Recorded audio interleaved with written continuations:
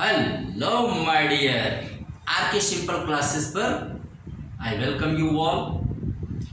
भाई सबसे पहले तो मैं आप सभी लोगों को बहुत ज़्यादा thanks, a lot of thanks बोलना चाहता हूँ कि आप लोग समझ पा रहे हैं कि मैं क्या पढ़ा रहा हूँ।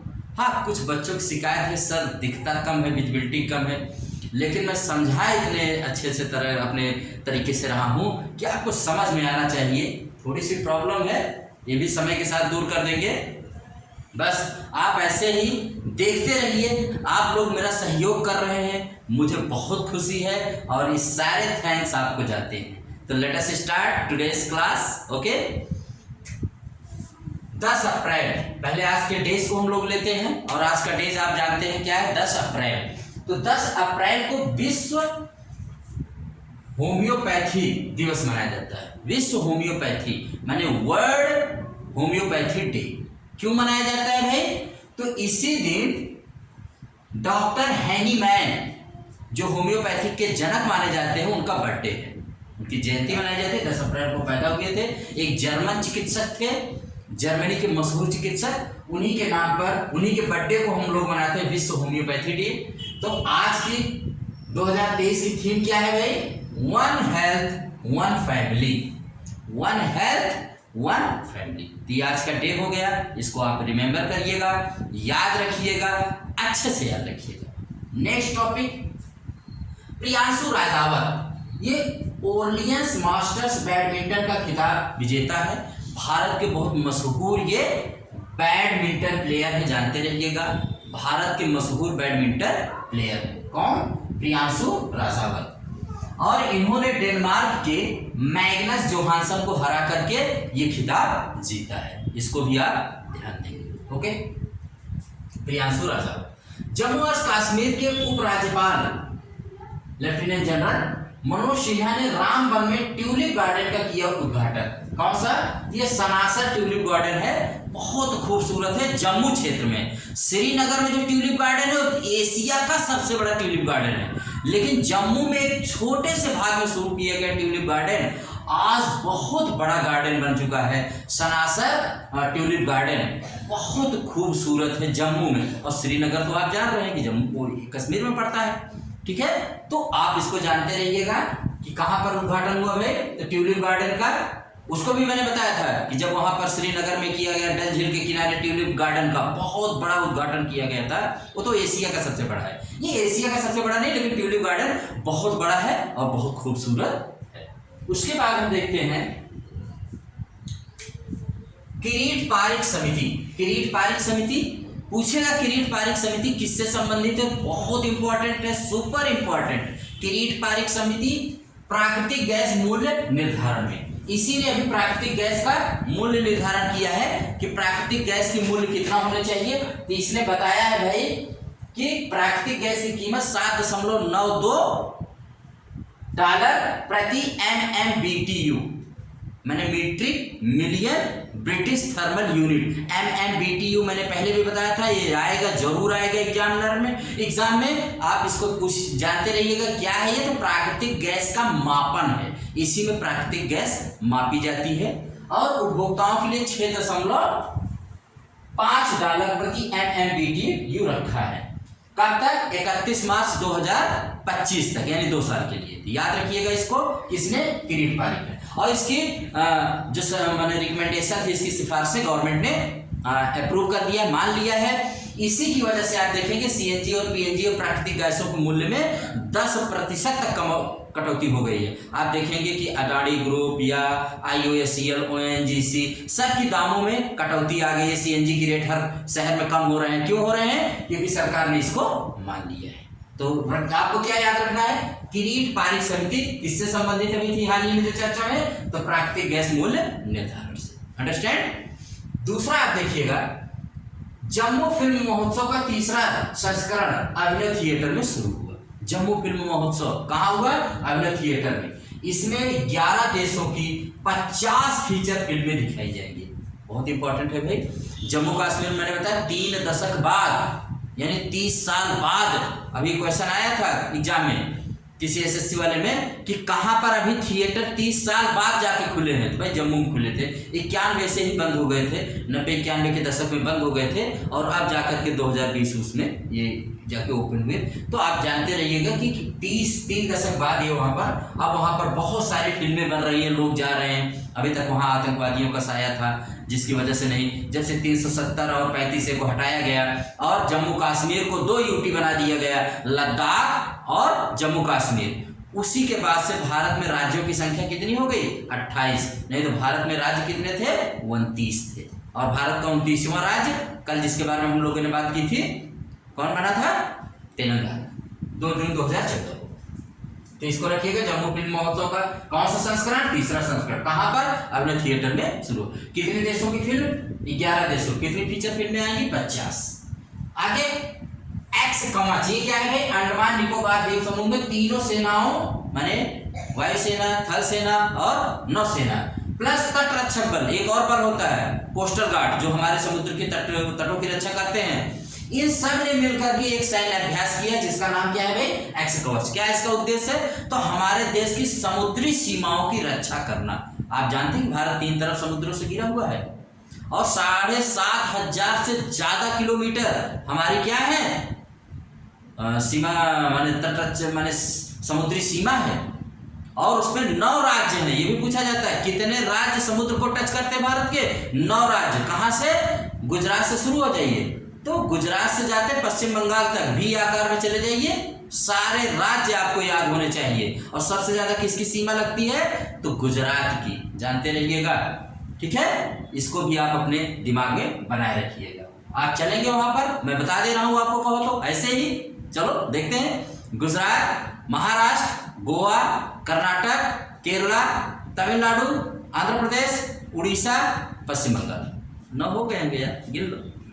ठीक है, तो एक्स कवच किया गया अंडमान निकोबार में। ठीक है, तो इससे पूरी समुद्री शिक्षा माने समुद्री सुरक्षा दी जाएगी और प्लस तीनों से अंडमान निकोबार की भी सुरक्षा दी जाएगी। हमारे 2 द्वीपीय प्रदेश हैं, वो दोनों ही यूटी हैं माने केंद्र शासित प्रदेश है। एक बंगाल की खाड़ी में है अंडमान निकोबार द्वीप समूह और दूसरा लक्षद्वीप है जो अरब सागर में। इसको भी जानते रहिएगा। अंडमान निकोबार द्वीप समूह की राजधानी पोर्ट ब्लेयर है और लक्षद्वीप की राजधानी तो भाई आप जानते हैं क्या है? लक्षद्वीप की राजधानी आप मुझे बताइएगा क्या है लक्षद्वीप की राजधानी?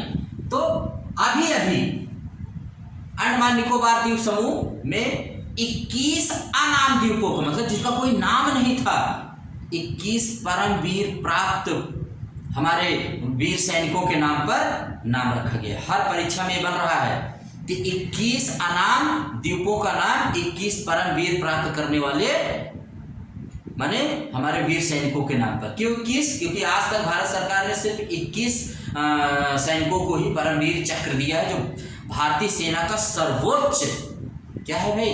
सम्मान है। जैसे भारत सरकार का नागरिकों के लिए सर्वोच्च सम्मान भारत रत्न होता है, वैसे सैनिकों के लिए सबसे बड़ा सम्मान अगर भारत सरकार किसी को दे सकती है तो परमवीर चक्र देगी। आज तक 21 लोगों को दिया है और उन 21 के नाम पर क्या दे दिया है? कहां पर दे दिया है? एक अंडमान निकोबार में 21 द्वीपों का नाम उनके नाम कर दिया है। उसकी मैंने पूरी लिस्ट अपने उसमें डाल दिया है। आप मेरे चैनल के जाएंगे कम्युनिटी में, कम्युनिटी चैनल पर देखिए, कम्युनिटी में 21 का नाम आप पाएंगे, आप देख सकते हैं, पढ़ सकते हैं और जानते रहिएगा किसको किसको दिया गया है। ठीक है, केरल राज्य 2022-23 में सबसे ज्यादा जीआई टैग पाने वाला राज्य बन गया भाई भारत का। Number 1 GI tag, number 1 state कौन सा है भाई? केरल। केरल राज्य जिसका पुराना नाम त्रावणकोर, बहुत पूछा जाता है, जिसकी राजधानी है कौन सी? जिसकी राजधानी है तिरुअनंतपुरम। इसी केरल में सबसे पहला यूरोपीय हमारे देश में कौन आया था? वास्को डी गामा 1498 में यहीं पे आया। इतना प्यार हो गया, कई बार आया और यहीं मर ही गया, वहीं दफना दिया गया था। बाद में उसकी डेड बॉडी गई लेकिन यहीं पे मर गया था। ठीक है, कहाँ पर भाई?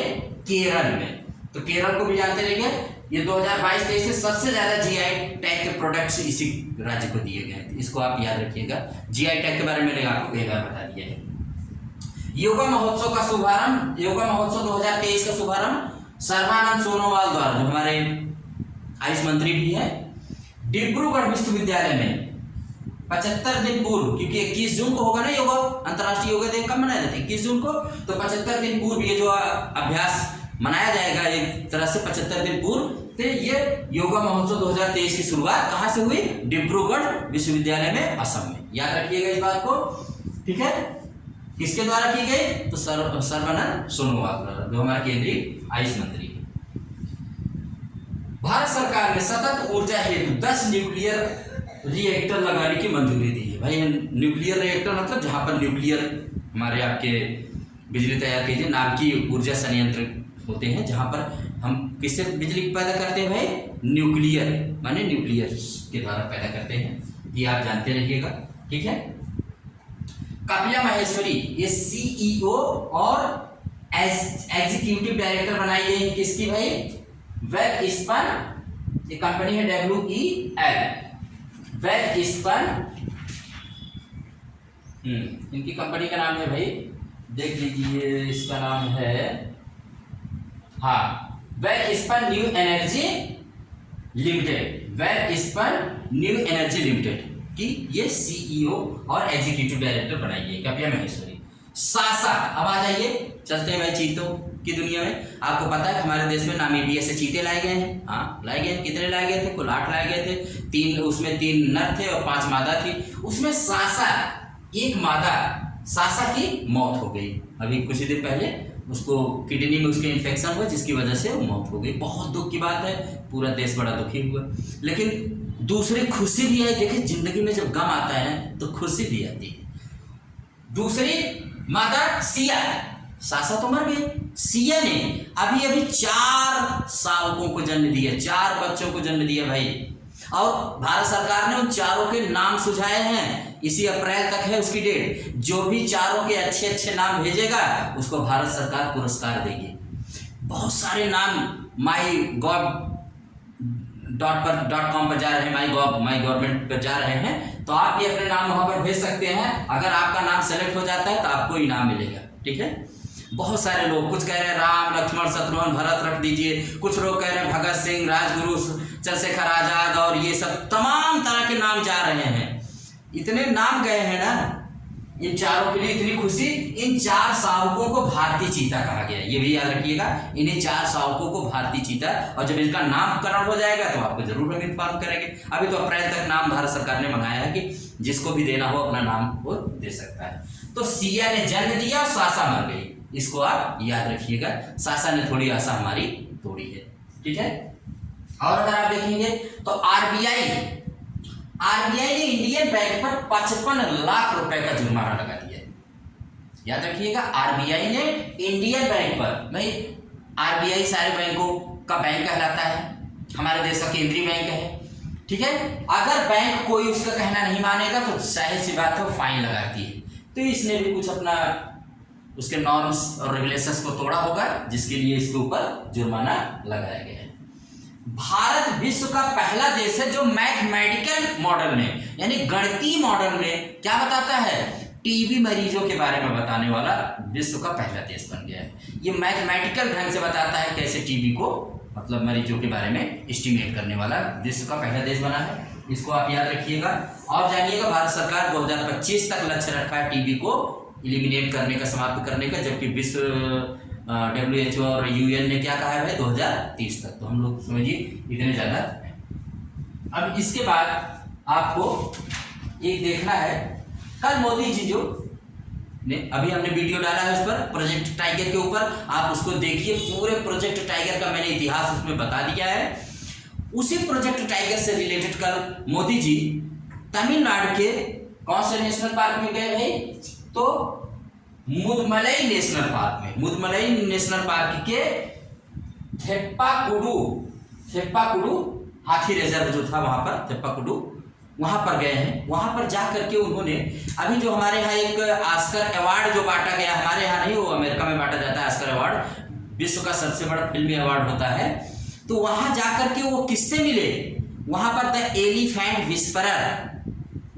विस्परर एक मूवी है। मूवी क्या है? शॉर्ट डॉक्यूमेंट्री है, जिसको बेस्ट शॉर्ट डॉक्यूमेंट्री का अवार्ड ऑस्कर में मिला। कौन से ऑस्कर अवार्ड में? 95वें ऑस्कर अवार्ड में हमारे देश की फिल्म थी और उसको बेस्ट डॉक्यूमेंट्री का अवार्ड मिला। पहली बार किसी डॉक्यूमेंट्री को इतना बड़ा अवार्ड मिला।